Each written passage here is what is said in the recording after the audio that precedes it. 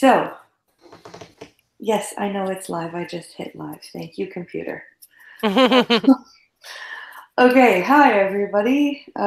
Nobody's here yet, but here with Skeptok and Lucky Poptart, and we're going to be talking about blindness and how I went blind and some of the things that I used to make it possible for me to even do streaming on YouTube and such like.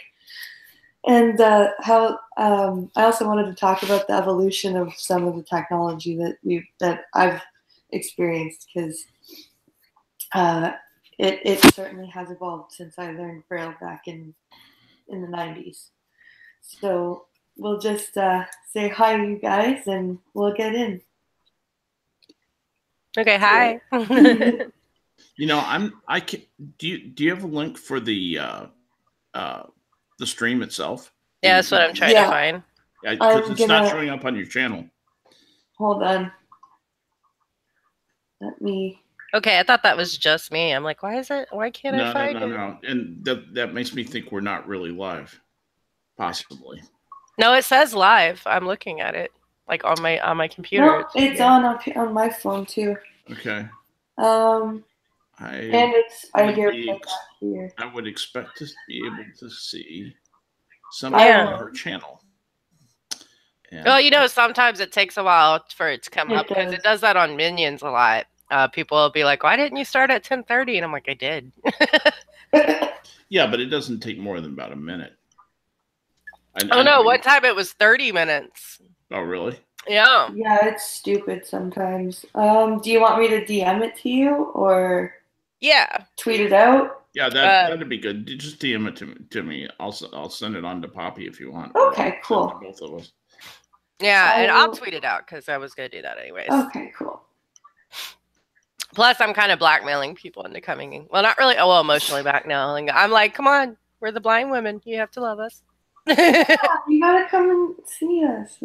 But I mean, it's gonna be hard to pull people away from the monkey show, especially with chaos. Yeah, they're not gonna come over from Monkey right now. No, not with Chaos and Hammer on there. But maybe they'll watch it later. Maybe. Exactly. I hope so.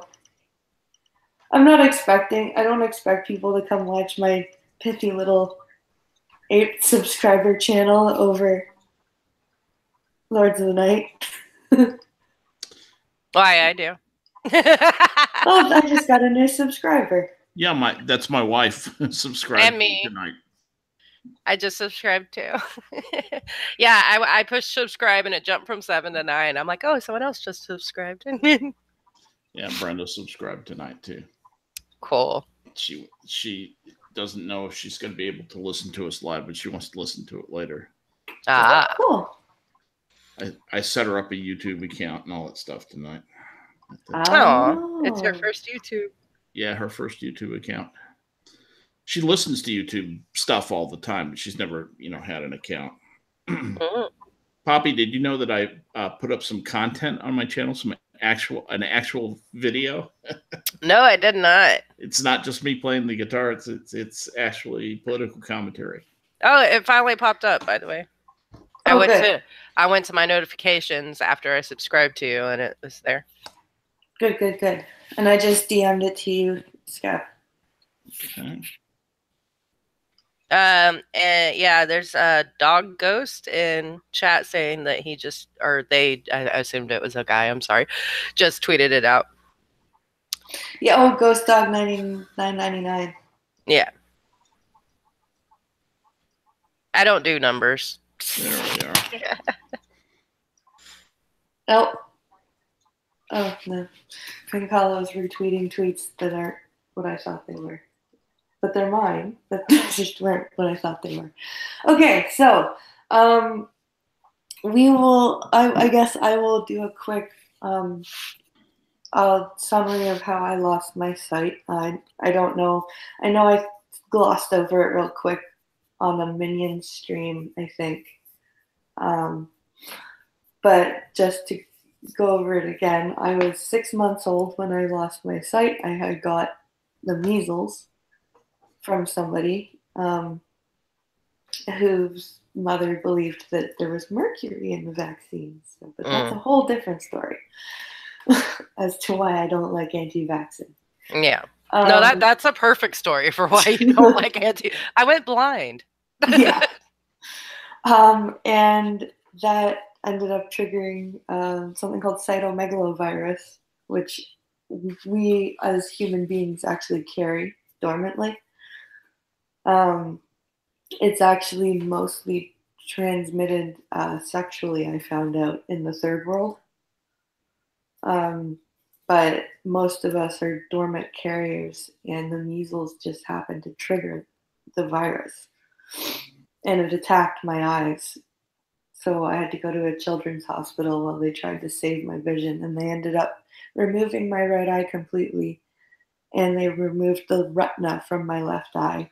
But they left my optic nerves intact in case there was ever a development in like stem cell research or anything like that. So the nerves are still there to be reconnected if and when there comes a time that neurosurgery develops to that point. So where they can grow you a new eyeball from stem cells. Yeah. Mm-hmm. Okay. So, I do have a question on that. I thought, I've been told once the retina detaches, you basically have to take the eye out. Like, it'll start dying or something like that. Yeah, they should have taken my left eye out. Because it is, like, if I were to have new eyes grown for me, I would have to. There's Pink Hollow. Hello, Pink Hollow. Hello, husband of Blind. Can I be heard? Mm-hmm. Yes. Okay, good. I hear you. I like the way you asked that question. Can I be heard? Because I'm not gonna say, can anybody hear me? Who we got in the room today? I got Skep, Poptart. Oh, hello. Hey, guy. Oh, and Skeptok. So I saw Skep. Hi, Skep. Hey, how you doing, Pico? I'm tired. And a shit ton of money later. I'll tell you that right now. That was painful. That was painful. Shredded the flex pipe cost me $1,500. They had to replace the entire catalytic converter plus the O2 sensors. Makes me sad. Oh, I'm sorry. Are we live? Yes. We are live. Oh, okay. Hello, everyone. So yeah, I was basically in a children's hospital for a month while they removed my eye and retina. And I think if I were ever to get new actual eyes, they would probably have to remove my left eye because I don't think that it's viable. Well, I know you said that the reason you wear a cap over it is because it's fairly deformed. Yeah. It looks, you can tell that it's not a healthy eye. Yeah. When you get it taken out and when I get my eyes cleaned and you can tell and you look at it, it's like, oh yeah, that's definitely not a healthy eye.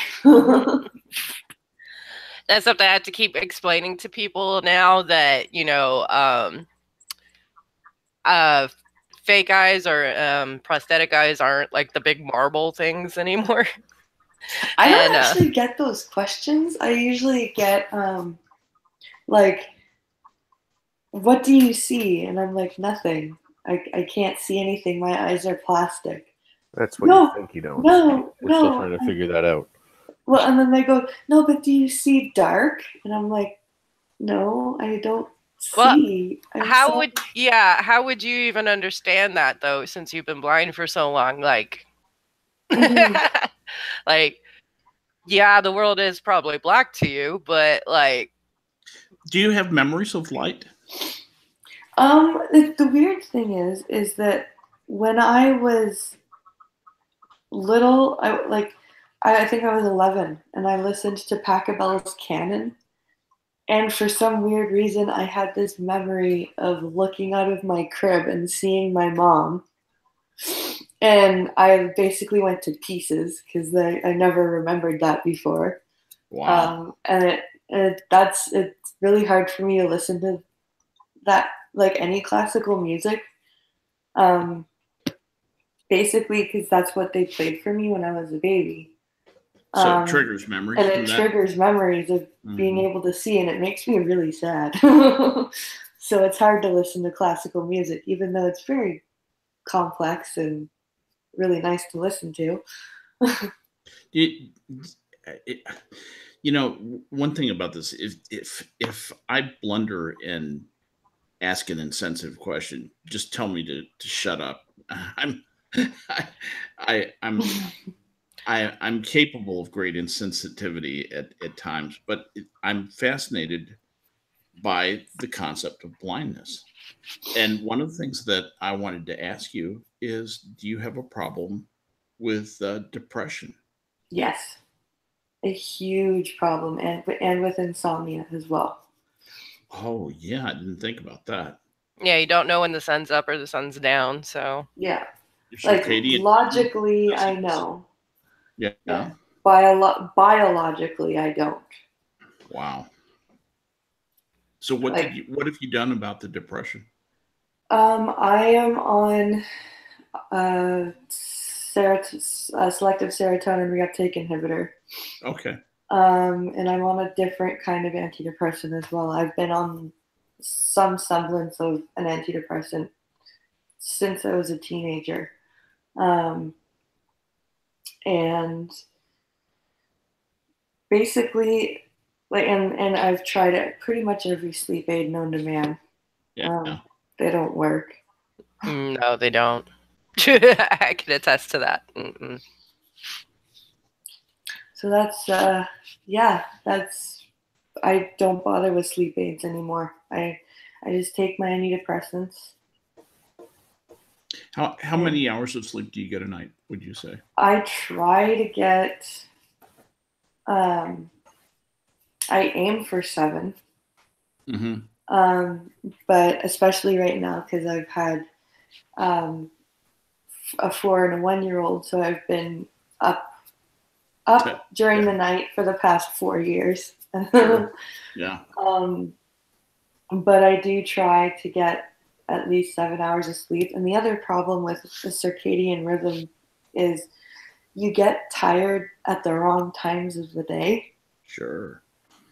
Like there are times where I will be laying in bed and I'm just not ready for sleep, but my brain just won't shut off. And then it'll be 2:00 in the afternoon and I cannot do anything. Like I'm exhausted. And it's like, okay, brain, not the right time of day. Yeah, I gave up on that with being allergic to the sun. I tried really hard to get into a normal sleep schedule. And now I'm just like, screw it, I'll work at night. Yeah, Quiz, hi, by the way, Quiz. Thanks for coming and watching. I used to use melatonin, but it actually made my depression worse. So I stopped. Yeah. Interesting. So I stopped taking melatonin.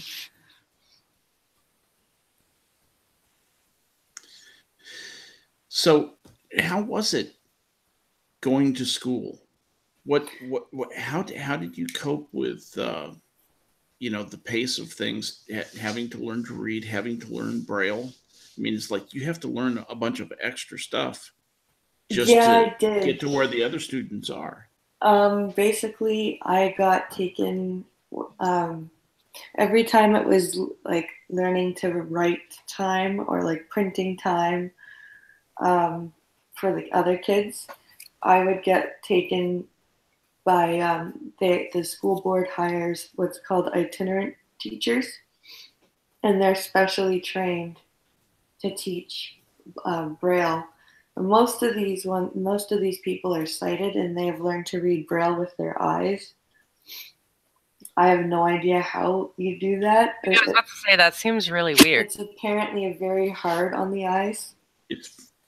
That would drive me insane. If I had to do that, I would just go nuts. Yeah, Braille is pretty obscure. It's made to be touched. It's not and felt. It's not made to be seen. It's really confusing. So what they would do, their job was to teach me Braille, and at that time, because it was a lot harder to get a dot matrix printers set up to have your stuff typed out and printed off for your teachers. You would Braille. Do you find when you're reading Braille that you can touch like a series of letters and you don't interpret the letters individually? You know that feels like a particular word. Yeah. Yeah, because that's what people do. People in linguistics, they call it tokenization. You make a token out of a word instead of the word being, comprised of letters. You see it as a unit. You just say that's that word. It sounds like this. And I was wondering if the same thing happened. I think you just accidentally implied she's not a person. Oh, be nice, Poppy. What did you say? Well, I'm sorry. I think you accidentally just implied she's not a person because you said that's what people do. I meant that's what. I'm sorry. That's what sighted people do. There you go. What you meant. Yeah. I'm sorry. I just found it amusing. Yeah. Yeah, it just says sighted people. There are members of the blind community that will actually say sighties. I don't like that. That's like saying normies. Yeah. It's so weird. And it doesn't even come out as well as normie. Normie kind of works. Sighty just... Ugh. It just doesn't sound right.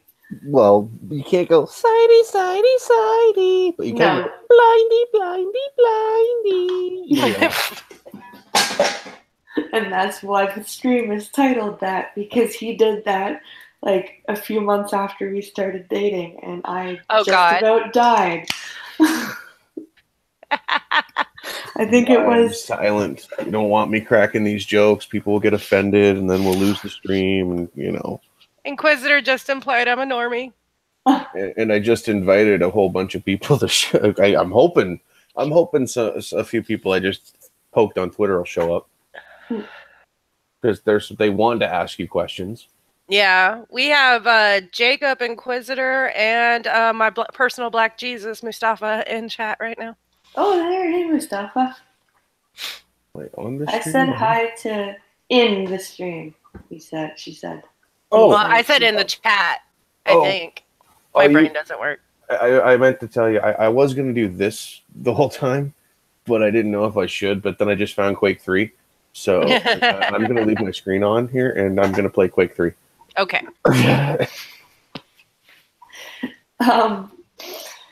So yeah, I can read, like I read very fast when I read Braille, but I can't speed read.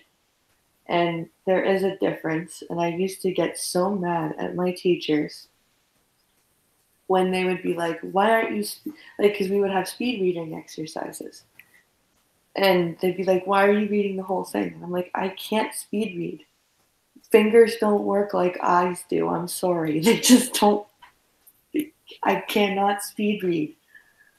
And I've never met a blind person that can. Like just picking out certain phrases and words. Like I can't do that. I have to read the whole thing.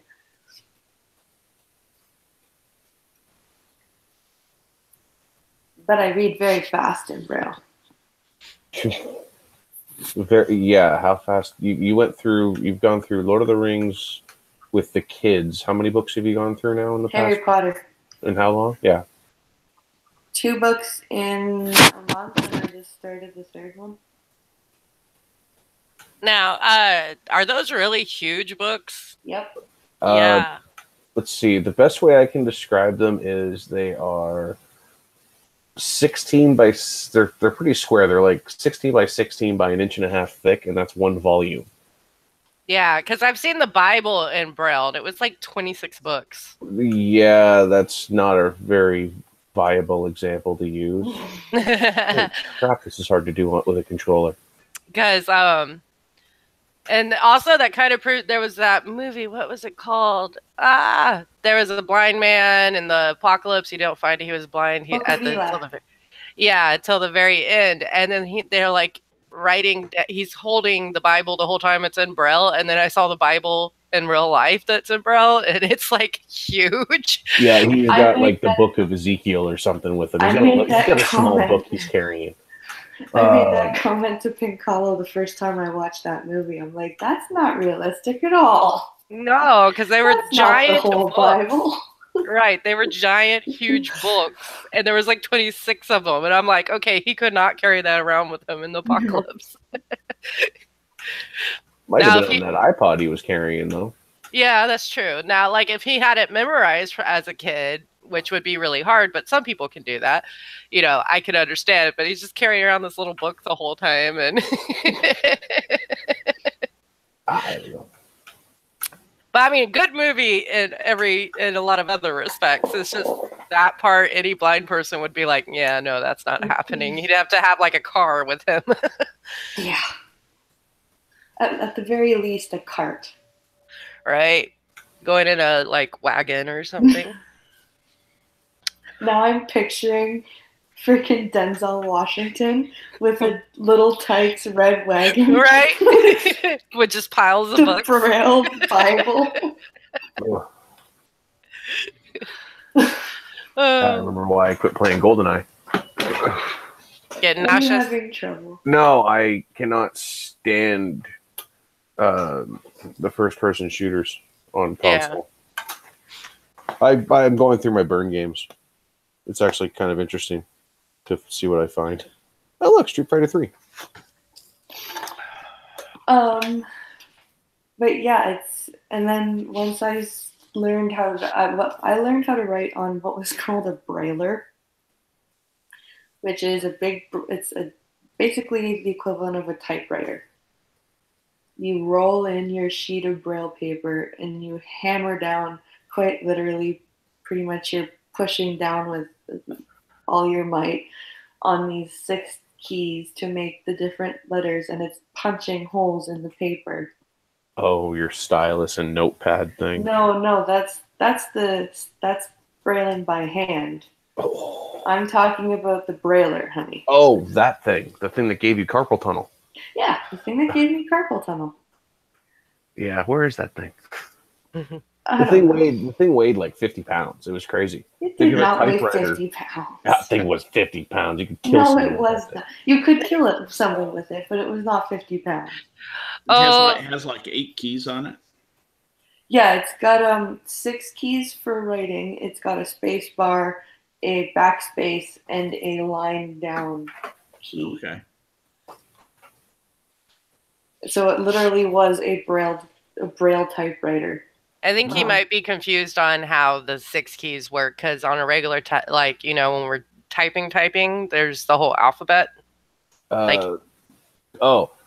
Each key has its own letter, so I think he's confused on how 6 keys make all the alphabet. Here, let me. Isn't it each key is a cell? No, it's not. Each cell is made up of 6 dots, and each dot in the cell, rearranged in different ways, makes a letter. So one cell rearranged in whatever combination of letters of dots is going to be a letter. Like, for example, A is just 1 dot in that cell. Oh, I see. So each one represents the position of a dot in the cell. Yeah. Here, I'll see if I can Google an image of a Brailler. No, honey, what I'm trying to say is the typewriter, the 6 keys, okay? You have 6 keys, or is it 8 keys? Well, it seems to have 6 keys. I'm looking at a picture of it now. It's got 3 on the left hand, 3 on the right hand. Looks like it's got a space bar in the middle, a backspace on one side, and a line down on the other. Yep, that's exactly how it is. So I should find it. I should find yours and take a picture of it. Then I would expect that each one of those keys probably represents a position in a cell. If you push it down, it makes a dot there. Yeah. And that of course would let you make anything in the Braille, lexicon. It's actually pretty cool. And then they developed refreshable Braille note takers, like electronic note takers that had 6 keys, like the kind of the same setup. Mm-hmm. except the keys, like the backspace and the line down, were scrolling keys. Oh, okay. And the Braille would pop up on a little display on the bottom instead of using paper. So they have it's called a refreshable Braille display. And now that they've evolved to where you can Bluetooth them to your phone or your tablet or your computer. Some of them are just displays. Some of them have keyboards that you can input. So it's really cool. Remarkable technology. They're expensive as hell, but yeah. But you got to take out a mortgage. Yeah, pretty much. They aren't cheap for the good ones. There are some that are like, you'll find some that are like dirt cheap, but they're garbage. They don't even work. Like, and the very reason I have a Mac is because Apple has they've written their accessibility software themselves, and it's integrated in with the Mac operating system, whereas Windows, they have Microsoft Narrator, but it's not as in-depth as all the third-party screen reading platforms that are available for Windows. But the problem is, most of them are just about as much as a good computer would cost. Like, if I were to buy a Windows computer, I would spend the money to buy the computer, and then I would spend $1,500 to buy the software on top of that. Whereas a Mac, yeah, I have to pay a little bit of extra money for the computer, but it comes with the voice over. It's called VoiceOver. Yeah. And you just have to activate it, and you can use your computer. It's like Narrator for Windows, but 1,000 times better. Yeah.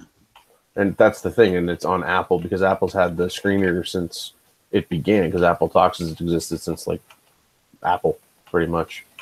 I remember there always being a button for your Apple to talk all growing up. So we've kind of talked about your condition, blind press.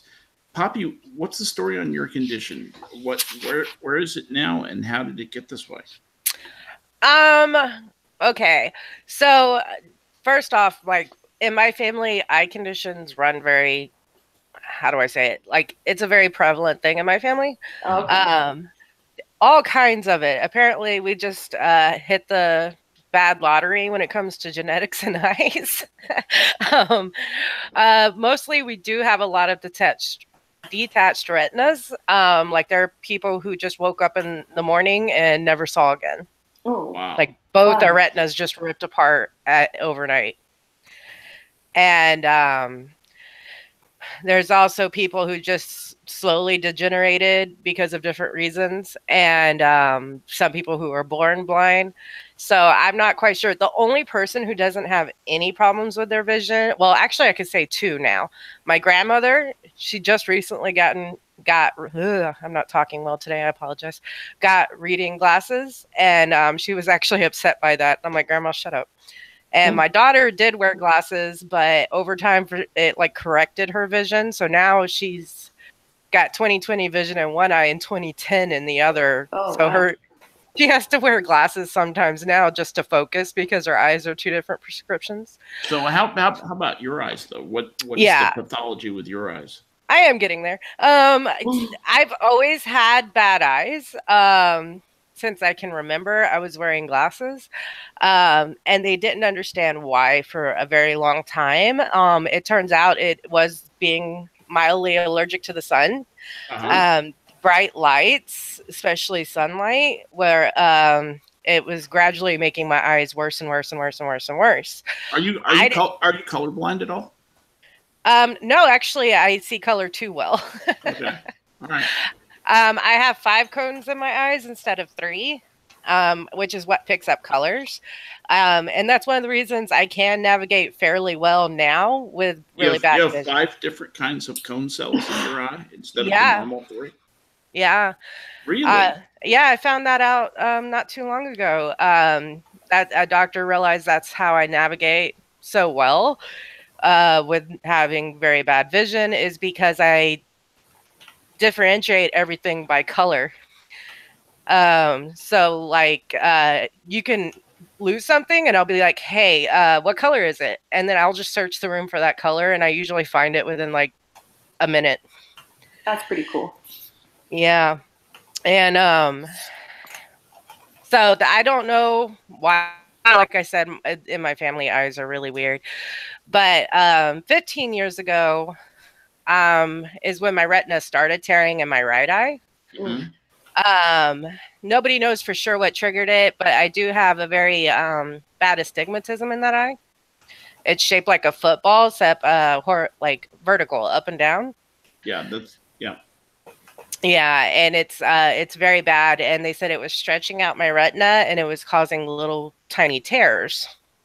And then fluid got into those little tiny tears, and it just started pulling up and up and up. And something triggered it to where it just did a very drastic at 15 years ago. I'm guessing it was a bright light or something because my eyes just react very badly to that. And I didn't even, it was happening so slowly. I didn't realize it was happening until I lost all my peripheral on the right side. Like it was just gone. And I'm like, okay, this is weird. So I went to an eye doctor. And they were like, yeah, it's ripping up and we need to figure out what's going on with this. And just over the years, it's gotten to the point where only 5% of my retina was attached to my eye last time I went to the doctor. Wow. And my body has... Oh, okay. What kind of vision do you have through that eye? What kind of issues? What kind of vision do you have left? Oh, vision. Yeah, that's so hard to explain.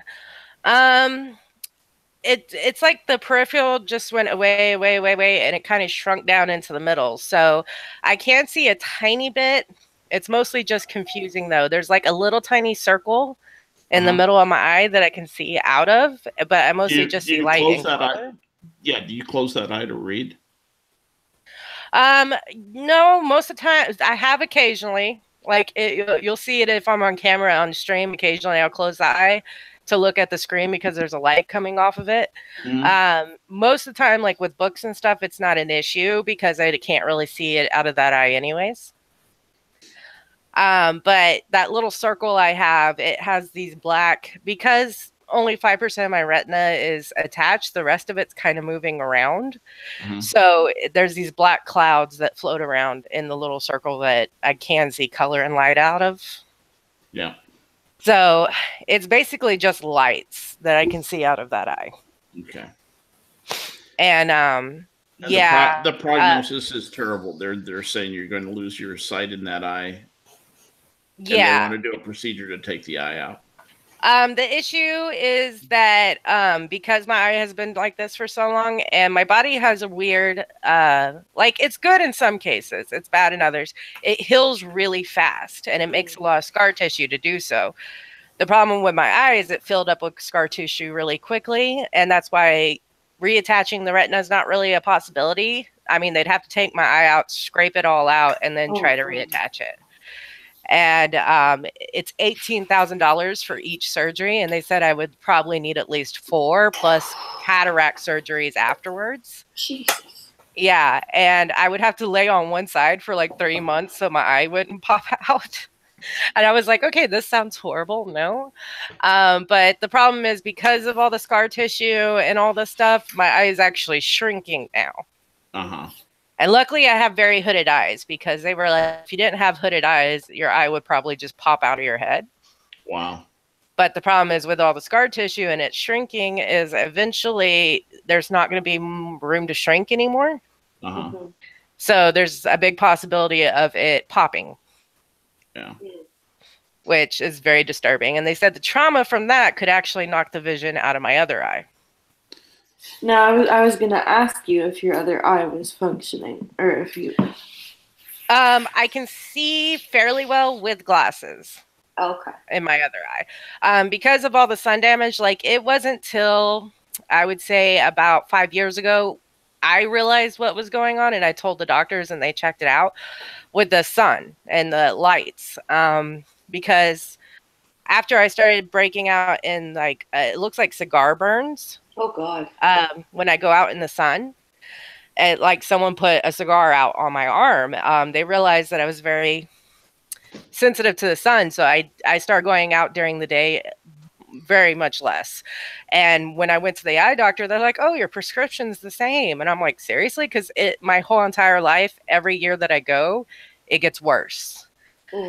And they have to up it quite a bit. And all of a sudden, it wasn't changing for like a 5-year period of time. It hasn't changed at all. And I brought it up to them. I was like, "Hey, my eyes are actually not changing." And they asked what's different. I'm like, "Well, I don't go outside during the day very often." And so they checked it out. And sure enough, it was the lights that were causing my eyes to get worse and worse and worse. Oh, wow. So will you be able to preserve the vision that you have in your good eye? It's going to go at some rate. I can slow it down because I can't avoid lights at all times. Like, in real life, that's just not possible. I can't just sit in a dark room my entire life. So it is going to gradually get worse, but I definitely slowed it down where it's not progressing so quickly. Because from the age of from 2nd grade to high school, they had to change my prescription, I think 67 times. Oh, wow. It got to the point where they had me coming in every 3 months to check my vision as a kid. Because it was just drastically bad. And of course, as a kid, you want to go play outside and go to the pool and all that stuff. And I'm in Texas, so I was in the sun all the time. Mm-hmm. And as I got older, it slowed down. I just didn't realize why, because I just didn't go outside as much. I didn't play outside. I didn't go swimming and all that. So, but it's definitely slowed down. But the big worry right now is if this eye does, I hate saying explode because that sounds so graphic, but if it does pop, my brain might not be able to handle that trauma, and it might actually knock the vision out of the good eye. Which it isn't actually a good eye, but my good eye. The better eye. The better eye, yes. So that's what the doctors are very much worried about now, is how to handle this eye. How is the Braille lessons coming along? I don't have any yet. I'm trying to figure out a way to learn Braille. There's a book. Yeah, there's actually a kids lesson that you can get on from a place called the Braille Bookstore. Yeah, online. I have to figure out how to order that and pay for it and everything. Oh, that always sucks. Yeah. Your birthday's coming up, right? Yes, in August. Find some information and we'll get it for you. Oh. But yeah, I don't know that I'll ever go completely blind. What? What's wrong? Did you just get attacked by the cat again? No. What's wrong? Hi, Cog. What? I said, hi, cognitive thought. Holy crap. Oh, hey, Cog. Oh, Cog's in the chat? Yeah. Hey, buddy. Thank you for gracing my little channel. Hiya, Cog. Good to see you, buddy. Poor Blind. She's like, holy crap, there's a person. There's someone who is big and important. I've talked to Cognitive Thought before. He's really cool. I was in he actually stopped in the middle of one of his streams because I was like, I can't figure out, because I never worked Discord. He's actually the reason I'm on Discord and started streaming, was because I was in his chat and he was telling everyone, you have to go to my Discord. I was like, I don't know how to do it. So he stopped in the middle of his stream and was like, hold on, I'm going to show Lucky Poptart how to do this. And actually broke it down into how to do it. I was like, Cog would do. yeah, everybody else would be like, just click the link, dumbass. And he was like, no, hold on, I'll show her. So I really appreciate him, because I wouldn't have met all these lovely people if he hadn't have done that. And I'll show his channel, not that he needs it from me, but he is still undersubscribed. He makes some really fine content. He really does. It's worth listening to. He told us not to get gay. Yeah, I just got gay. Oh well, what the fuck? Sorry, God. We will stop being gay. Yeah, I didn't mean to be gay. Yeah, I didn't mean to be gay. I was just explaining I really do appreciate you because otherwise I wouldn't have met everybody. And it's good to socialize. I don't do that in the real world too much. Well, that's why I started doing these streams, is because I'm a stay-at-home mom with 2 toddlers, right? So it's like, I need adult freaking conversation. And if she doesn't talk to me anymore, she might just kill me. Yeah. That's like talking to a bigger kid. Oh yeah. I'm not saying that about you. I'm just saying I understand with my man. Sorry, my laptop's trying to restart. Okay. So anyway, Poppy, to further explore your side, have you had any of the depression problems that and insomnia that seem to account for vision problems? Well, see, I don't know if it went along with my vision problems. I've always had that because I had PTSD since I was 4. I do have a new recent problem that I was talking to Blind about that I feel silly for, but I mean, she even said that it's perfectly understandable. I'm afraid of the dark now, to sleep in the dark. Like when I wake up and it's totally pitch black in the room, I start panicking. And, I was never afraid of the dark as a child. I actually preferred it being dark. And now if it's dark, I start freaking out. Like Chris will go to the bathroom in the middle of the night and not think about it because we leave the bathroom door open with the light on. And we've always done that just in case I have to get up and go to the bathroom, because I will run into everything in the room if you don't have a light on, because I have no night vision whatsoever. I'll just slam into a wall. And but he'll not think about it, just go to the bathroom, shut the door, and I'll wake up from the noise, and then I start panicking because there's no lights. And it does make me feel really stupid, but I do understand that in the back of my mind I always have this fear that I'm going to wake up and not see anything ever again. So that's the problem I'm having with the vision. Like I don't really get depressed too much about it because I've had a long time to start getting used to it. But you do have some behavioral fallout from the condition, and it's probably you probably have some anxiety too. Oh yeah, I definitely have anxiety. Well, I mean, the doctors told me my eye might explode. Like did they give you a timer at least before it goes off? No, it could happen right now. It could happen 5 years from now. They have no idea. I was thinking more in terms of a detonator. Like, that's the scary thing. Like, they can't even give me, like, okay, you have, like, 6 months or something by how it's progressing, because we don't know why it's shrinking or what causes it. We just know that occasionally it's much smaller than it was. And, like, some reason the fluid is leaking out somewhere or going somewhere, which is not supposed to happen. So maybe the good old Donald Rumsfeld treatment. Yeah, it's just kind of like, it will. I don't know when. Terrible is going to happen. Yes, and they can't guarantee for sure. They know that my eye is dying and that I need to get it out before it does so. They just don't know what. I mean, like I said, they said it could fall out, but luckily I have very hooded eyes, which is like the first time in my life I've ever said that. And they were like, it could pop, it could just die. And I'm like, what happens if it just dies? And they're like, we won't go into that yet. And I'm like, oh yeah. What? It's always fun when a doctor says that. I know, that's very disconcerting when they're just like, well, we'll tell you if it arises. Like, oh crap. It's like, we'll deal with that if it happens. We'd rather not freak you out any more than necessary. Oh yeah, because telling me my eye is going to explode if it didn't do that. Excuse me. But and for anyone watching, if I cough occasionally, I'm very sorry. I've been sick for like 2 weeks. I caught a virus at work, and it's just not going away. But trying to kill you. I know. Well, I mean, I had an ex-boxer hook me in the right ear the other 2 weeks ago or 3 weeks ago, and it still hurts. So yeah, the old people are literally trying to kill me.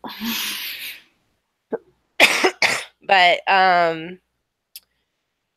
yeah, I forgot what the hell we were talking about now. Well, we're just kind of trying to understand where you were in your disease. You know, we kind of got the situation on Blind Press.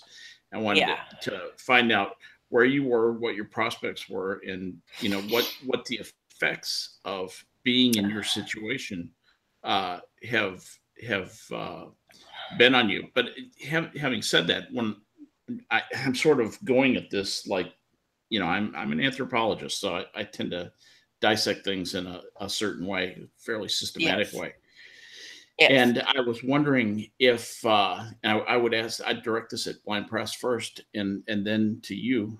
Is there what kind of behaviors from sighted people or people who see better than you do bother you?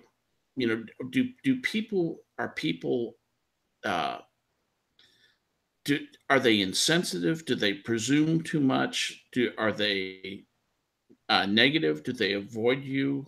What things have you encountered that seem natural or unnatural? How people react to that? Because it's, you know, there are not very many blind people that you encounter every day. There just aren't not very many blind people in the world. Most people are sighted. Well, a lot of it, a lot of stuff happened when I was a kid, because kids do a lot of stuff. Hey there, Adam. Sorry for interrupting. I just want to say Adam just popped in. But I had a lot of crap happen to me when I was younger, from kids and teachers. I got my cane stolen a lot. Like I would put it down to play, and that's classy. People would take it. A person who I stopped being friends with broke one of my canes because she was angry with me for cutting off the friendship. How old were you? I was 8. And she jumped on my cane at the joint, like it was a telescoping cane, yep. So you could fold it up, and she jumped on it on the joint and snapped it because she was angry at me. I had teachers. I got excluded from physical education a lot, and I was told that I would injure other people. So my teacher's assistants would take me away from gym class and make me play this game called goal ball, which is for the blind, and a lot of blind people really like it. It's apparently very competitive at the college, and there's apparently professional leagues and whatever. But it just left such a bad taste in my mouth because I was excluded from my classes with my peers. I was told that the reason I was excluded was because I was the danger to everybody. And so it left a really bad taste in my mouth. So unfortunately, I hate goal ball with a passion now.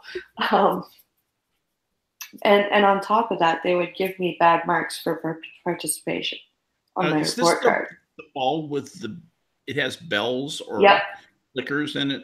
Yeah. Okay. All right. Interesting. It's like soccer by sound.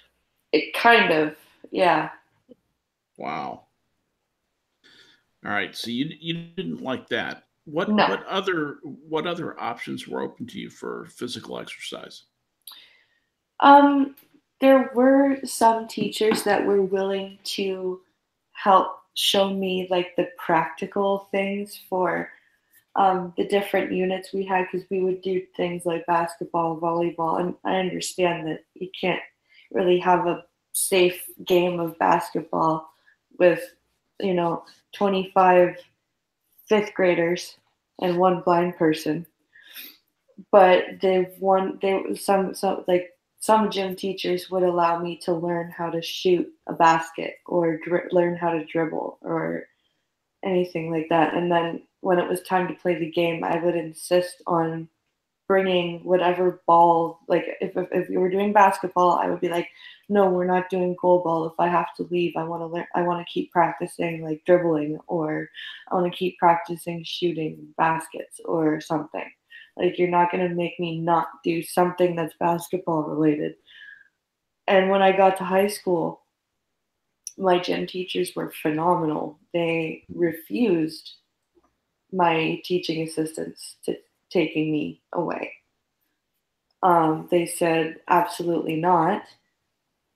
When they did do things like again, games like soccer or field hockey, they arranged for me to go to the grade 10 girls fitness class, and they were doing like weightlifting and aerobics and stuff like that. So if there was something that my grade 9 class couldn't do, I would go to the grade 10 class. So I was still with sighted peers doing physical education, getting my marks. But like in elementary school, I was told, no, you can't do gym. Oh, by the way, you're doing badly in participation because you're not doing gym with your class. Well, I'm not doing gym with my class because of you. Mm-hmm. So stop that. Like my mother she had to come in on several parent-teacher interviews and go, you can't give her a C for participation if you don't want her there. Yeah. Yeah. So was your mother pretty successful in advocating for you? She was very, very good at advocating for me, and she taught me how to advocate for myself. She actually lied to the CNIB because they used to have a policy where they wouldn't give books in Braille to under school age children. I guess they didn't want parents who didn't necessarily know Braille teaching them the wrong way. I don't know, but some fantastic reason for keeping a Braille resource out of the hand of a blind child. Yeah. So mom lied to them and said she was getting books for her 6-year-old nephew when I was like 2. And got me an alphabet and number book. And she's always been like that. She, like, because of her and my whole family really has been very good at championing me and advocating for me and getting me to advocate for myself. I got lucky that way. I didn't have any of the, it's okay, you don't have to, or, oh, you poor thing. Like, none of my family did that. That's not helpful. That's not helpful, no. Yeah. If you really care about somebody, you don't do the intuitive thing. You just treat them normally and, deal with what you need to deal with as it comes up. Have you ever heard of a guy named Richard Turner? No. Richard Turner is completely blind. And I watched him on Penn and Teller's show. There are a couple of magicians, and they have a show where they have people on, and magicians come on, and the magicians try and fool Penn and Teller, who are master magicians themselves, and to see if Penn and Teller can figure out how they do the trick. Well, Richard Turner is a blind, get this, card magician. And to watch his act is absolutely astonishing. The way that he does his act is that he knows where every card is based on the moves that he does with his hands. Wow. He memorizes the positions of the cards as they go through these transformations.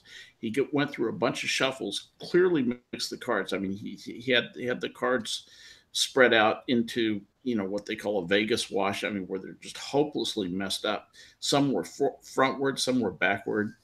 And he gets them all in his hands and managed to shuffle them back into suit order. It is literally one of the most amazing things I've ever seen in my life. Wow. There are people who do amazing things with their handicap. He also is like a black belt, 3rd degree in karate. They adapted karate at a studio where he works out, and has been for years and years and years. And they showed one of his black belt matches, and it was full contact karate. I mean, these guys were going at it, and it was really interesting to see. So he's it's amazing what you can do, if you want it badly enough, I suppose, is what I would say. And I think, some people, people who are blessed with normal sight, with normal faculties, take a lot for granted. And when I see people like that doing stuff like that, I just find it inspiring. It's absolutely amazes me. Yeah. I often wonder if something like that. I often wonder if I would have perfect pitch if I could see. Well, that's the other thing. That's really, I'm so glad you said that, because I wanted to go there. So, Blind Press tweets out this picture of her with this excellent looking guitar, and I'm a guitar player from way back, and so I tweeted back to her, and we talked a little bit about guitars. How did you pick up the guitar? How did you start playing guitar, and what kind of music do you like to play? Well, first I played the piano. Uh-huh. And then I wanted to learn the flute. So my mom told me, if you want to do the flute, you need to breathe properly. So she signed me up for vocal lessons, and then we found out I could sing. And then in high school, I had always wanted to pick up the guitar, but in high school they actually offered a class. Uh-huh. So I was like, well, damn, I'll sign up for that. Free guitar lessons? Okay.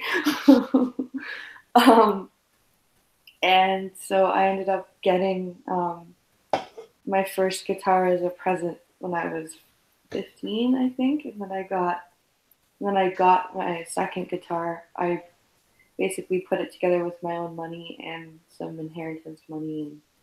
But I started playing when I was about 15, and I like to play. I'm a rhythm guitarist. I'm not much of a lead, so I like to play I like to play rock, and I like to do metal stuff that's got good chords. But I do like to. So you try. Like Metallica, for instance? I love Metallica. Yeah, I'm sure you saw that tweet the other day when I was dicking around and I started doing Master of Puppets intro, and I'm like, oh shit, I remember this. Oh yeah, cool. yeah. I did see that. I did. I should have. Yeah. Yeah, there's some excellent. Nothing Else Matters is another gorgeous song. Great song to mess around with on the guitar. Of course, Sandman. Those are just my favorites. So that's wonderful. So. Have you played with groups or anything, or is it just kind of a pastime for yourself?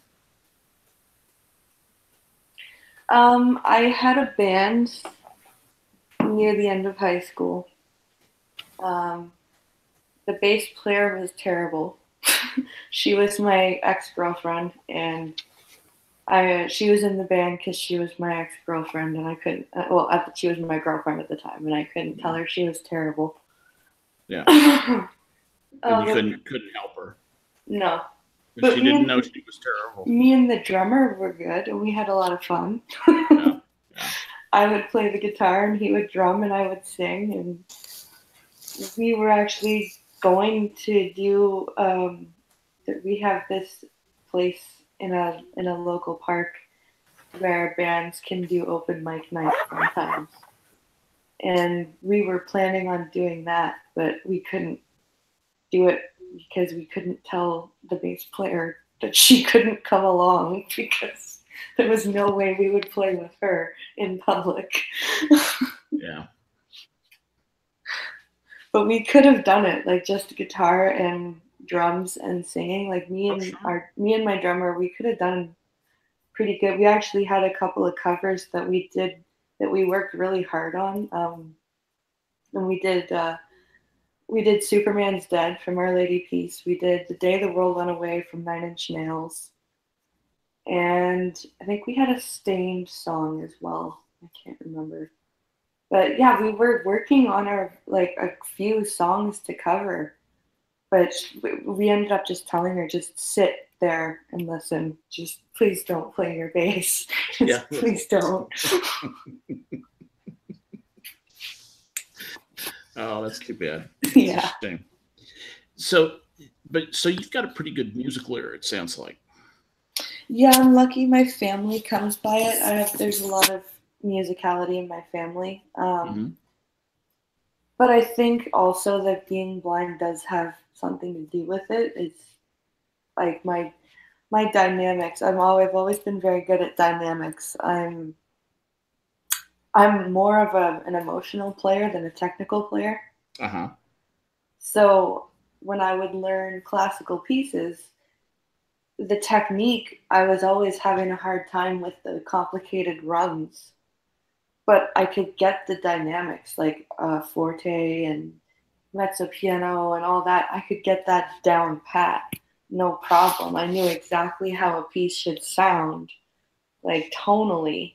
But I would have such a hard time like mastering the quick runs. Well, that's one of the things that I think has been lost. I mean, I'm impressed by Buckethead and the Shredders that just tear up and down the fingerboard, with amazing speed. But there's no variation in the notes a lot of the time. It's just speed. Get those 128th and 256th notes out. As fast as you can, peel them off. Just muscle memory. And there's something to be said for, a well-struck note, a note that, has the what you talk about, the dynamics, it's plucked the right way with the right little bit of delay and maybe a little bit of slur in it, that the composer meant to put there, so it's what gives music personality. Exactly. I mean, Eddie Van Halen is very impressive when he plays Explosion, but that's an absolutely soulless piece of music. It's a music that's a great technical display, but that's all that it is. And have you heard about Tina S? Oh, I have not. Oh my goodness. Gonna send you a link. This is she's a 17-year-old girl now in France. And I'm gonna send you a link of her playing the third movement to Beethoven's Moonlight Sonata. And you will just go, what the fuck? That's amazing. She just has astonishing technique. But as fast as she plays, and it's a very fast piece of music, the third movement, as fast as she plays, her musicality is on point. She just gets it. She gets what that is supposed to sound like. And you can feel the music, coming through the extraordinary speed that the notes are coming out. She manages to get that done. And she's one of the few modern guitarists who I think does that. For my money, she is technically one of the best guitarists in the world right now. 17 years old. They plopped a guitar in her hands when she was 4, and she basically hasn't been out from behind one since. Oh, wow. Yeah. So she was kind of born to it, the whole family, a bunch of guitar heads. And they've been very protective of her. They won't dox her last name, although I did see it in print. But anyway, that's an interesting one, and I'm gonna make a note to send that to you. That's an awesome piece of music. We kind of gotten far afield from blindness and stuff like that, but the relationship. I mean, when you think of blind people playing the guitar, you think of like Jose Feliciano, right? The great blind flamenco player who had some hits. Most people think of him as doing the cover of Light My Fire and Feliz Navidad. But he was actually a terrific flamenco player. Yes, he was. You can listen to some beautiful Spanish pieces that he turned out that Segovia had nothing on. Feliciano. Feliciano was awesome. Guys like Carlos Montoya, had a lot of respect for Jose Feliciano, and he was blind. He was blind from, I think, birth, wasn't he? I think so, and just like Andrea Bocelli, I believe. Oh, but yeah, Bocelli is a brilliant singer as well. Yeah, I love his voice. It's just perfect. Yeah, he's on pitch. God. Cat, would you go away? My cat is being annoying. Are you hosting tonight or no? I am not hosting. In fact, Hammer is hosting. Okay. Tonight, so he's going to do his star turn on Monkey Channel and then go over and host Minions tonight. All right. I just saw the time, so. I was going to show up at that and throw rocks at him, but yeah, I talked with him about it. And he and Chaos are gonna hand off. They're gonna trade off on Wednesday nights. And so Poppy and I will continue to do trade off on Sunday nights. Cool. And, I won't be helping out except whenever anybody needs anything. I try and put that out to the Minions that if anybody ever wants to take a night off, I'm happy to help out. Yeah. Did you want me to answer the how people treat you question? Or? Yes, absolutely. How do people treat you? If you can unwind my digression for my 15-minute digression, yes, please. I'm very very much so, Poppy. Thank you. Yeah, I want to know too. Well, I wasn't as bad back in school, so I didn't really have any issues as a child due to blindness. But as an adult, I do have there's two types of people I see. The most embarrassing thing is, of course, when you're out in public. I tend to run into people or things, and you get really angry people who will just yell at you, and their first response is always, "Are you blind?" And I love looking at them and going, "Yes." Yeah, I like a lot of times if I'm not whole situation, I'm just like, almost. And if I'm always with family out in public because I run into things, and my sister, I have to watch going with her because if someone starts screaming at me and calling me an idiot and screaming, "Are you blind?" she goes off on them and she's like, "Yes, she is. I'm gonna beat your ass now," and chases them, and I'm like, "Okay, we can't go in public with her." But so we have the angry people who get really mad because like I said, in day-to-day life, I don't look like I'm visually impaired because I move around quite well most of the time. So most people react very badly. When I knocked over a stand of gum once at the store, and the employees were so mad at me, and I was so embarrassed. And then my man was trying to explain she didn't see it. It's, you had it right in the middle of the aisle. Why did you put the gum there? So, and then I have the big thing for me is people who are over helpful. Oh, God. People feel like once they find out, they feel like they need to do stuff for me. And I'm very much, I want to be independent as much as possible. If I need help, I will ask you specifically.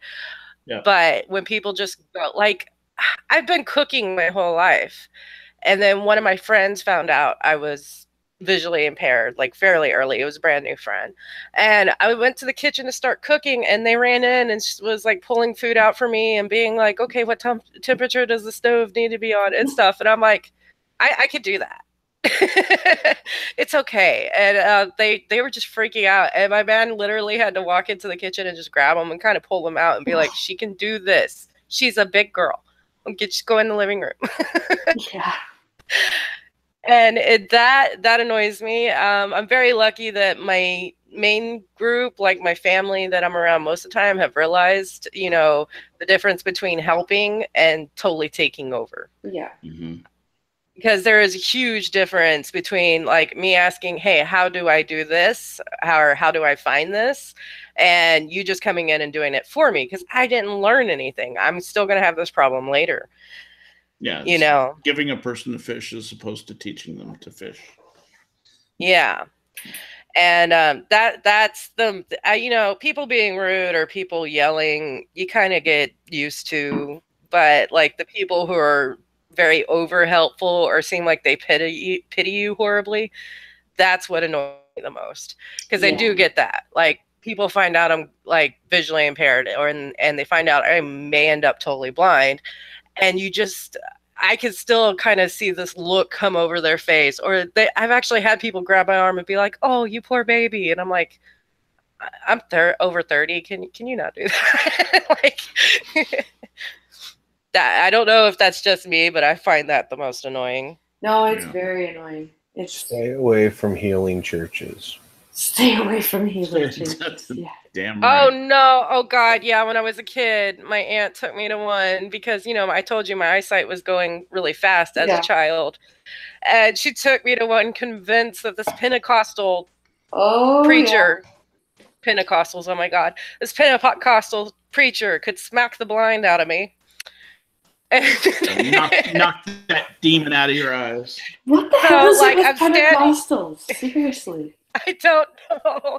I'm standing in this like you know, the aisle between the pews with a line of people, and he's going to each one of them and smacking them in the forehead, and they're like falling to the ground and like having seizures, writhing in ecstasy.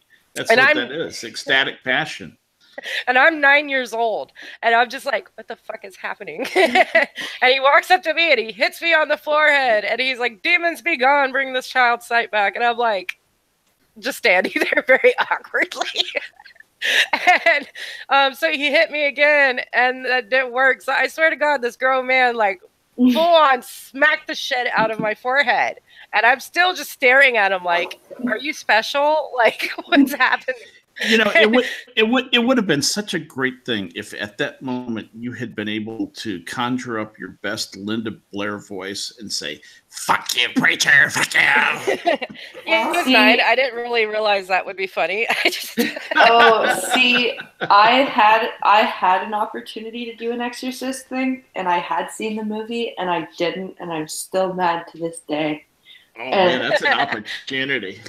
And I feel a little, well, I do feel a little bad for the man because he just awkwardly had to stop, walk around me, and go to the next person and like pretend like this didn't just happen.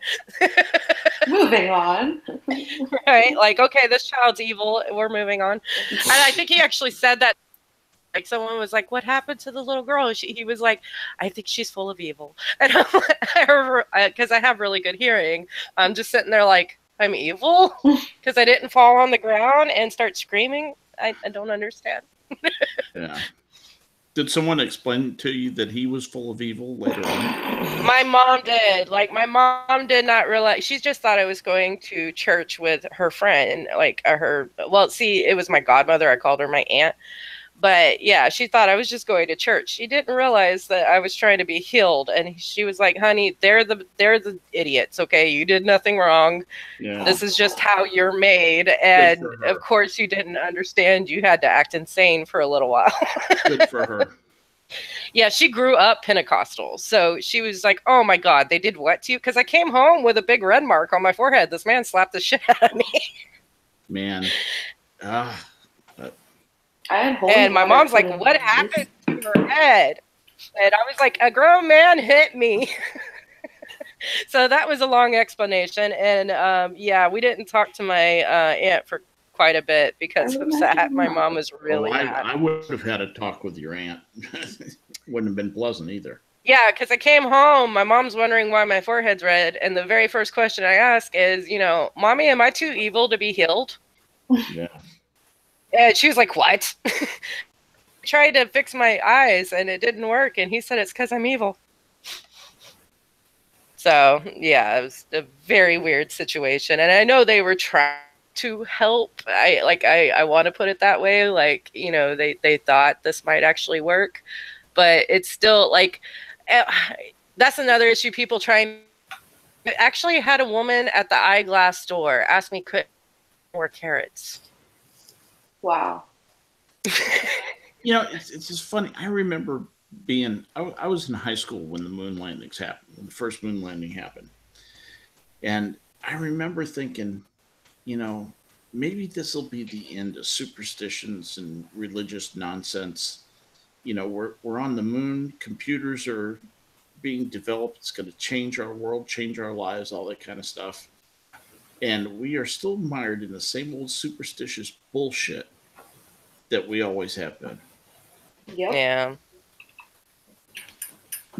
And I would never be mad at someone for their religious beliefs or anything. I understand, you know, having that and having something to hold on to. I will. But I think you have to, there's a point where you have to stop. Like snake handlers, that's probably a bad idea. Trying to heal disabled people by, you know, punching them in the head, probably not a good idea. To me, that's Dr. Darwin working in his laboratory. I actually encourage it among those people. I think all of them should handle snakes more. I agree. I get mad when they bring their kids into it, though. That does piss me off. Yeah. Like, because I've seen, like, I'm in the South. Yeah. Well, Skep, you're in the South too. You know, there's a lot of those. I'm south. Yeah. Of you. Just barely. 10 miles. Yeah. Yeah. So, I mean, you know what I mean. You've seen these people who are very zealous. And, like, I've seen a 3-year-old holding a poisonous snake in church because they said if he believed in God enough, it wouldn't kill him. That's right. Yeah. And, oh, my God. So, yeah, that's a so CPS needs to be called moment. Yeah. Okay, we're back off the blind topic.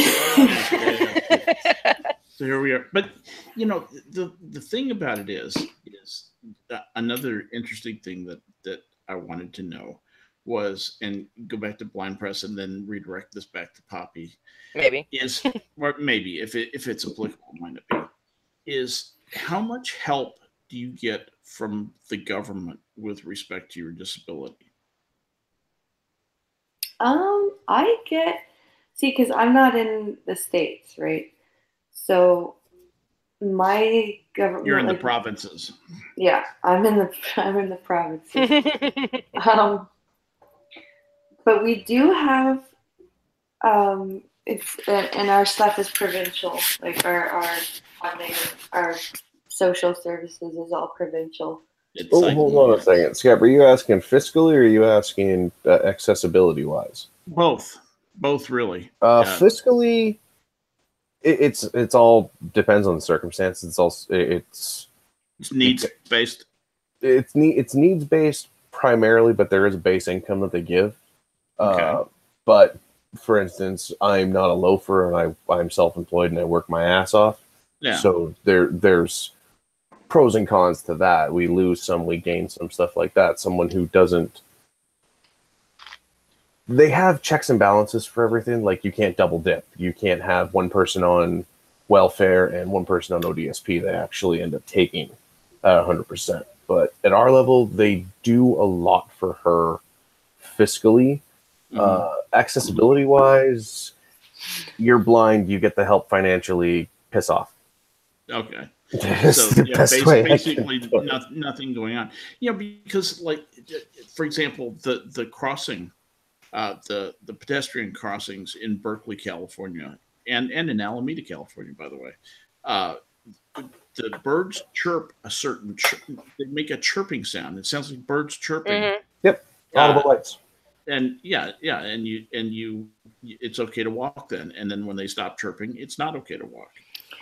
See, they speed up as the timer's going down too. Yeah, exactly. Our region considered themselves accessible with 10% of their lights having audible signals. That's changed. We've since done a lot of, like I say, me and my orientation worker, and a whole bunch of other blind people in our region have been on the city engineers saying, listen, it's not okay to only have 10% of lights, and we weren't asking for every light to be audible. We were just asking for busy intersections. And now it's almost every light they're doing. They changed it up. Yeah. Sometimes they have them where they shouldn't be. Like, the region was handed $1 billion the last 5 years to put in a light rail system. And in that light rail system, they've also upgraded all of the infrastructure and intersections as well. But Talia she got to hear the what the light rail train sounds like the other day when we were driving. We stopped at an intersection and someone's going to get killed. The train, it was windy that day, and when the train went by, Pankala was like, "Oh, there goes the train," and I'm like, "Wasn't that the wind?" And it's that quiet. like, "No." Yeah, it just sounds like you know how a Tesla sounds when it's running? It sounds quieter than that. Wow. Yeah, it's terrifying. Wow. That's really frightening because you won't hear that coming. If you just to chill for a second, if you pop onto one of my videos and see anything driving through the region where they're putting in the LRT, you'll see how actually not accessible it is. Islands, rail crossings, they put tactile crosswalks in, but you have shoes on. No, they're just bricks. It's just bricks, so your cane will scrape across them. Oh, all right. The problem is, in sections where the LRT is crossing the road, the LRT is sitting on a flat concrete pad like a sidewalk. Okay. So the bricks stop at the LRT. Right. And then for the 15 feet, they have to guide across rails, which are perpendicular to them. Right. And then worry about the light at the same time, plus the traffic. Yeah, and this ghost train. That's a disaster. Oh, it's terrible. It's it's since day one when they started all this, I said it's going to be a bad idea, and as it's progressed, we've looked at it and gone, this isn't good. We've talked to the O&M instructor about it, and I said, take a drive down the main drag and just take a look. Signs are at eyeball level, if not neck level. Big warning signs, like it's the corner of the sign where someone will walk into it if they're not veered right. Nobody thought it through safety wise. Interesting. Oh yeah, it's all aesthetic. All of the tactile sidewalks they've put in are nothing but purely aesthetic. It's so horrible that if they have two sections of LRT crossing, which they do, they have two merging into one at a complete intersection, and then they have the tactile sidewalks going in between. Well, you can imagine what it looks like when rails merge. Well, think of that as a concrete pad, so you've got this little angle of asphalt. Take that little angle of asphalt that's like maybe 5 square feet and put tactile brick there. It's all purely aesthetic. It is terrible. I'm sitting there going, as soon as a blind person, if a person's in a hurry, for instance, and they tap the concrete for the LRT, what do you do when you tap something that's perpendicular to you? You turn. Yeah. So these people are going to start then walking along what they're going to walk up the rail. Yeah. Yeah, because between the road and the rail is a regular sidewalk curve, a 4-inch tall curve. Oh my Lord. And when people were well, the trains aren't running still. They're a year behind on the trains even running. They just pushed it back again. Government late on delivery? Imagine my shock. This is monorail. This is the monorail. Like, this is Springfield. Wow. $1 billion plus. They're $400 million over budget. It's a nightmare. That's never happened before. Oh no, never. They think it's like California trying to change New York. That's what this is. This is people from BC coming into Ontario. Mm-hmm. It's sad, but yeah. So it's all purely aesthetic. Someone's gonna get killed, and it's bad enough that people in this city don't even stop for crosswalks. Wow. Worth knowing. Oh yeah, I got it. I could go off. Actually, I was supposed to be doing a political stream shortly, but I don't think I'm gonna. It's our provincial elections tomorrow. So we lose. Our Hillary Clinton is being ousted because she's already conceded and said, "I'm not gonna win. I'm hated too much." What is her name? Kathleen Wynne. Yes. Yeah, so the Wicked Witch is basically stepped down, which she really ought to just step down and have someone else take the leadership, because the Liberal Party can succeed without her. Can't. It needs a complete overhaul. Well, but then again, that's why we needed to do ours. If you look at the Conservatives, the PCs, no. The Conservatives are like your guys' liberals. It's terrifying. Oh, really? Oh, yeah. See, the Conservatives in Canada, see, PC is what they are, is the logo. PC is in Progressive Conservative. Yeah. That's what they're called. That doesn't sound promising. It's better than, what was it? The Conservative Reform... The Conservative Reform Alliance Party. Yeah, that was their actual name. Crap. That was their actual name they did in like 96. You just made me very happy. It was terrible. Yeah, I was muted, but I laughed when you said crap. That's exactly what it was, though, and they didn't catch it. Nope. Like, how do you have all these meetings and stuff? How do you not catch that? Yeah, how do you have all these meetings and stuff and not go, hey, our initials spell crap? It was because there was a whole meme back then with Preston Manning and the Reform Party. So it was the merger of all of that. It was, the 90s was disgusting. So now what we're facing the semi-communist party, which is the New Democrat Party. Yeah. And the PC party, which is the Progressive Conservative Party, which are more like Democrats, because, for instance, the leader, I don't know if you know who Rob Ford was, the mayor of Toronto. Yes. Okay, his brother. His brother is running, and my thing is, what killed it for me was when he said anybody who makes less than $15 an hour or less than minimum wage or makes minimum wage is not going to pay taxes. I went, how does that work? And then the recent one is he actually wants to have stricter gun laws. Mm-hmm.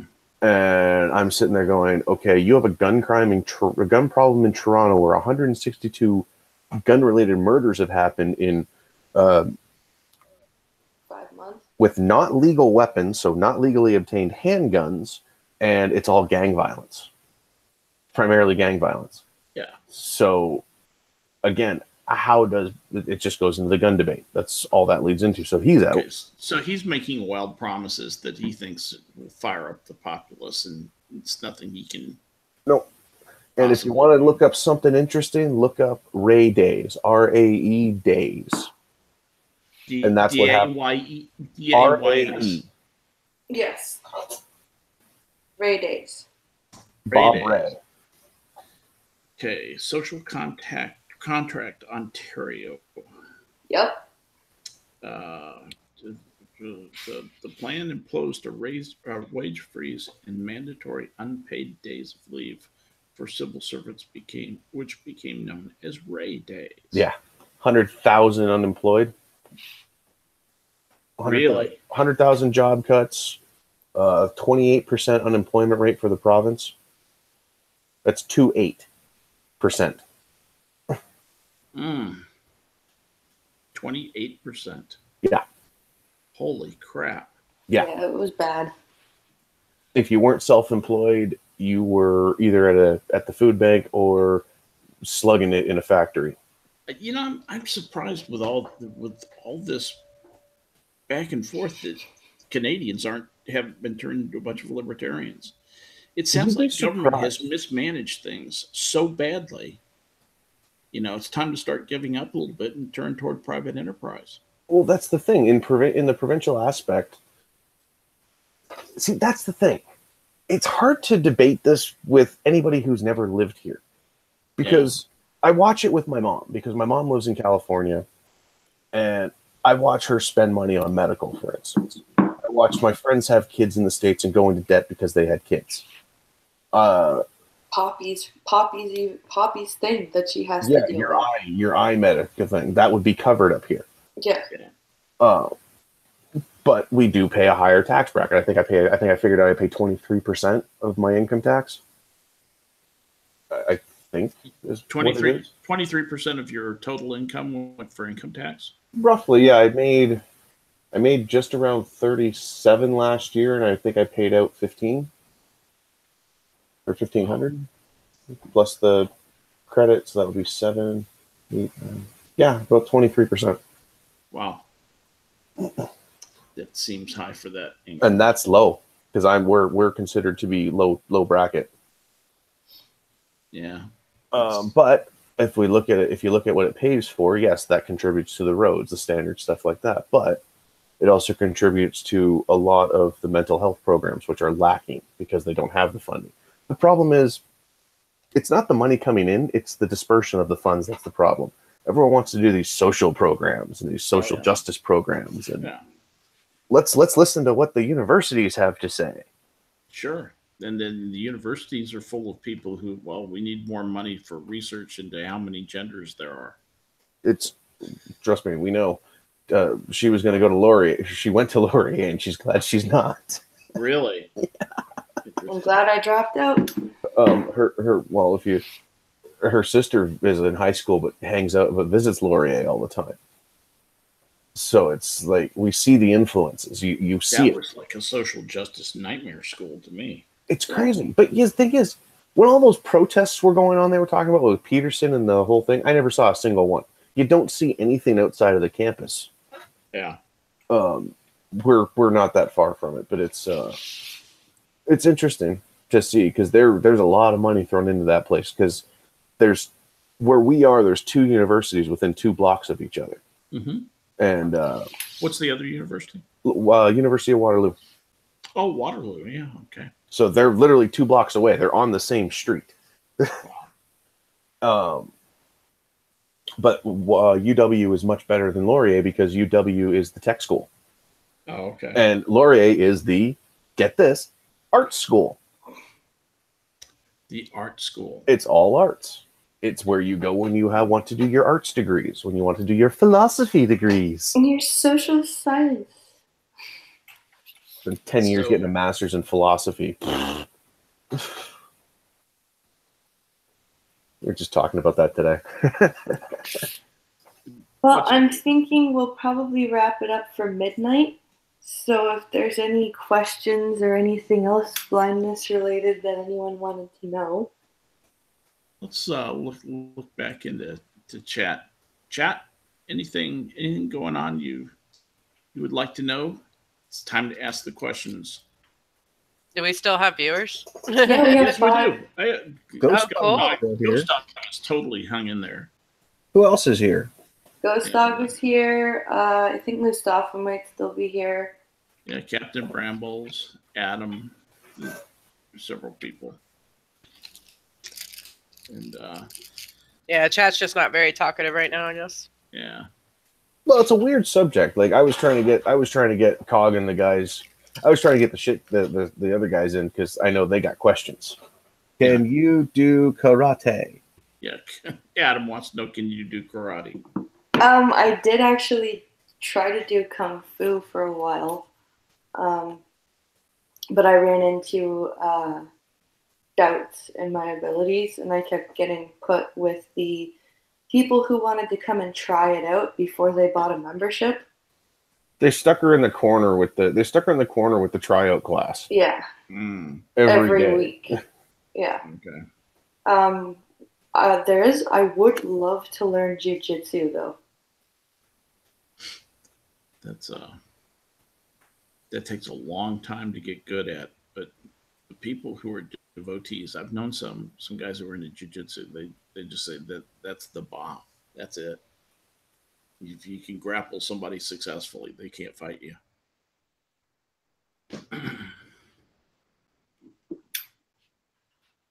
Now, BJJ wouldn't be that bad for you to learn, but you wanted to learn Krav at one point. I still do. Jiu-jitsu and Krav Maga are the 2 that I would love to learn. What is the second one? I'm sorry. Krav Maga. It's the martial art of the Israeli Special Forces. Oh, okay. That's the. Maybe I'll get her Cheetah Kim to teach her some stuff. That's the fight dirty one, right? Yeah, pretty much. Yeah. Ghost Dog's asking. And claw out the eyes. Oh, sorry. What? Exactly. Ghost Dog's asking, how do you clean and cook? Well, my house isn't that clean. I'll be honest with you right now. It's not like disgusting, but it's cluttered. That's not a blindness problem. No, that's a kid. That's a kid's problem. I would say grandkid or grandkid. Yeah. But I cook. I cook by smell, obviously, and there's just some dishes that I'm just so good at that I know by timing. The one thing that I still have trouble with though is telling when certain meat like chicken or like all the stuff that you really can't eat underdone is cooked. That's my big worry. Just putting it out there, there is a blind YouTuber called Christina Ha. She is a cook. She actually won Master Chef on TV. Know her. Yeah, she has a YouTube channel where she actually does a lot of cooking and shows people how to do it when you're blind. And just on that same note, I have another YouTuber I really love to watch who's blind, Thomas Edison. He's a blind film critic, which a lot of people find very weird. There's a few things about Thomas Edison I've shown him to Talia. He's all right. He's interesting. All of them have a different personality. It's kind of it's the interesting thing to see is the interaction between blind people from a sighted perspective. Stick three people in a room together. Stick three blind people in a room together, and just it's an interesting interaction. I'm starting, I did mention that a lot of people in my family have gone blind, but I don't know most of them, and a lot of them are already dead. So I'm just now starting to interact with blind people often, and I find a lot of them are extremely aggressive. Mm-hmm. Yes. A lot of blind people are, I'm going to get you before you get me type of deal. Or they expect people to know that they're blind right away and know exactly how to deal with them right away. And that I find is rather unreasonable. If I were to say a sense of entitlement and privilege, it's true. Well, it's also they seem angry at me that I've like ones that have been born blind or have been blind a very, very long time. Like they seem angry at me that I can kind of see now. Yeah. And I'm like, I can't help my vision level. Like I'm in the awkward place of being in between. I'm not like when I say visually impaired, people are like, "Oh, you have to wear glasses." I'm like, "No, that's not what I mean." Pincalo, can you please go and get Mr. Logan while I wrap up here? Yep. I will go wake. I will go keep the boy from screaming. Have fun, guys. Bye. Take care, Pincalo. Yeah, I can hear him in my office, so I just woke up. Yeah, having kids and streaming is hard. As you can tell by my streams, because my kids keep popping in it, or I'm yelling, "Go away!" I'm streaming. Well, at least your kids are old enough to get it. Yeah, but they don't. That's the thing. They're over here shoving their head in the camera and doing bunny ears on my laptop. They ignore me all day, and then the minute I'm talking to other people, they're in my room like, "Hi, hi, hi, hi." Like, yeah, they're Poppy's co-stars on the Minions. That's for sure. They totally are. And I'm just like, I don't know why people come and watch me, because you just get like 40% of me like muting myself and waving and pointing and, and being like, oh, wait, stop it. Okay, fine. Just come and get on the camera. Say hi. Okay, are you done? Let's go. Oh, well, I want to thank you guys for coming on and doing this with me. Thank you for having me. And thank you both for letting me kind of look inside your lives a little bit. It's fascinating for somebody who's as ignorant as I am. I thank you both. It's really been an opportunity, and you know, I enjoy you both just as regular people. You know that, and it's a pleasure to stream with you anytime.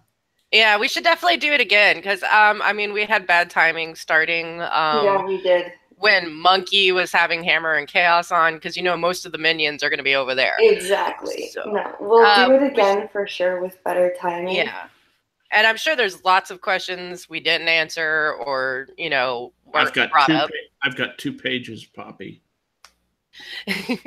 Of what? Questions. Oh yeah, so there's a lot of questions we didn't get. We'll definitely do another stream for sure at better time. But I think I'm gonna have to wrap it up because my Mr. Man's gonna want some mom milk, I think. Yeah, no, understandable. I have to go make my man dinner, and it's really late. I woke up too late, so. Yeah. I would like to speak to my wife before she falls asleep. Aww. No, we still do that. Anyway, guys, thanks. It's been fun, and yeah, I'll catch you guys on the flip flop. Yeah, and thanks for watching, chat. Thanks for sticking with us. Yeah. Yeah, especially since it was such an ADD stream. Like, it just kept going off topic. It totally was.